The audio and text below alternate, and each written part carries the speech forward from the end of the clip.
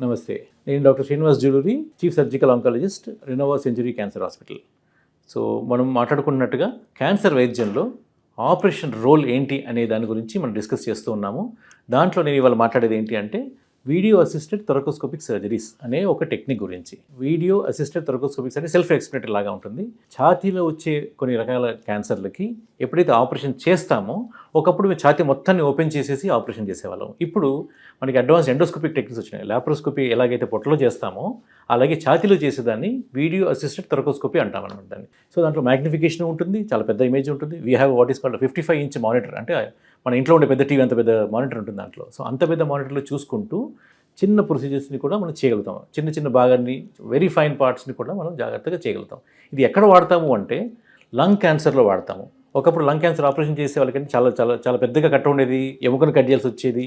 అలా అయితే కానీ మాకు లోపలికి వెళ్ళడానికి కష్టంగా ఉండేది. ఇప్పుడు ఈ వ్యాట్స్ అనే ప్రొసీజర్ వచ్చినప్పటి నుంచి చిన్న కట్స్, ఒక 3 సెంటీమీటర్స్ కట్ ఒకటి ఉంటుంది, ఇంకా 2 పోర్ట్స్ ఉంటాయి, ఓన్లీ ఫర్ పుట్టింగ్ కెమెరా. దీంట్లోంచి మనం ఇన్స్ట్రుమెంట్స్ పాస్ చేస్తాం. ఇన్స్ట్రుమెంట్స్ ఏంటి? స్టేప్లర్స్ అనేవి ఉంటాయి అనమాట. రక్తనాళాలను కట్ చేయడానికి స్టేప్లర్స్ వేరుగా ఉంటాయి. బ్రాంకస్ అని మన ఈ విండ్ పైప్ని కట్ చేయడానికి స్టేప్లర్స్ వేరుగా ఉంటాయి. లంగ్ టిష్యూని కట్ చేసి తీయడానికి కూడా స్టేప్లర్స్ వేరుగా ఉంటాయి. ఈ టెక్నిక్స్ అన్నింటి మూలంగా ఏమైపోయిందంటే పోస్ట్ ఆపరేటివ్గా పేషెంట్కి పెయిన్ తక్కువ ఉంటుంది, రికవరీ ఫాస్ట్గా ఉంటుంది, ఎయిర్ లీక్ లాంటి కాంప్లికేషన్స్, బ్లడ్ లీక్ లాంటి కాంప్లికేషన్స్, బ్లీడింగ్ అయ్యే ఛాన్సెస్ తగ్గిపోతాయి. సో దీంతో ఏమైపోయిందంటే ఒకప్పుడు ఉండే మార్టాలిటీ అంటాం, అంటే ఇవన్నీ చాలా మేజర్ సర్జరీస్.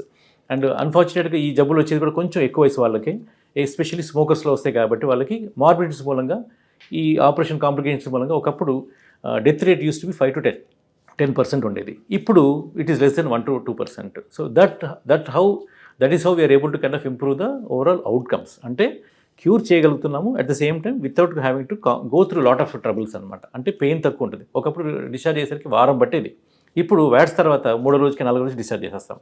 అలాగే ఇంకొక ప్లేస్ ఎక్కడైతే ఈ వ్యాట్స్ సర్జరీ చేస్తాము అంటే అన్నవాహిక క్యాన్సర్, ఫుడ్ పైప్ క్యాన్సర్ ఏదైతే ఉంటుందో వాళ్ళకి ఈసోఫేజియల్ క్యాన్సర్ అంటాం దాన్ని.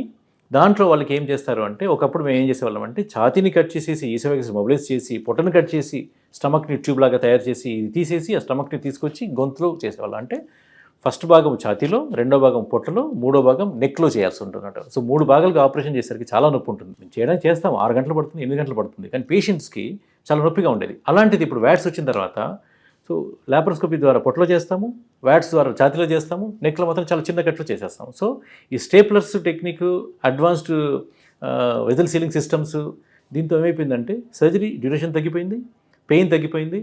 By 4th day we discharge the patient.